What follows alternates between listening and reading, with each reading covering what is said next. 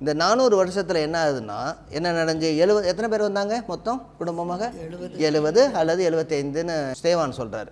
சரி, இவங்க எப்படி இருக்காங்க? பலத்த ஜாதியாக மாறுறாங்க. நம்ம பார்த்தோம்னா ஒரு 6 லட்சம் பேர் தான் போட்டிருக்கு இல்லையா? ஆனால் உண்மையில் எத்தனை பேர்? 25 லட்சம். ஒரு 70 பேர், ஒரு குடும்பம் ஒரு பெரிய தேசமாக மாறிவிட்டது. எத்தனை வருஷங்கள் இருக்கிறாங்க இங்கே அடிமைத்தனத்தில்? 400 வருடங்கள். 400 வருடங்கள் அடிமைத்தனத்தில். இதை என்ன சொல்லுவாங்க? 400 வருடம் எகிப்தின் அடிமைத்தனம் சொல்லுவாங்க. 400 years Egyptian captivity, Egyptian slavery.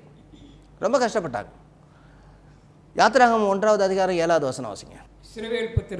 இஸ்ரவேல் புத்திரர் மிகுதியும் பலுகி ஏராளமாய் பெருகி பலத்திருந்தார்கள். தேசம் அவர்களால் நிறைந்தது. இந்த ஒரு வார்த்தை, பெருகி பழுகி ஏராளம் பெருகி பலத்து நிறைந்து.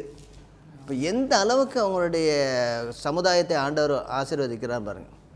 ஏன்னா ஆபிரகாமுக்கு 2 விதமாக சொல்கிறார். வானத்து நட்சத்திரங்களைப் போல இவ்வளவு நட்சத்திரத்தை என்ன கொடுக்கும்னா உன்னுடைய இருக்கும், கடற்கரை மலனத்தினாக இவ்வளவு பேரை கொடுப்பேன்றார்.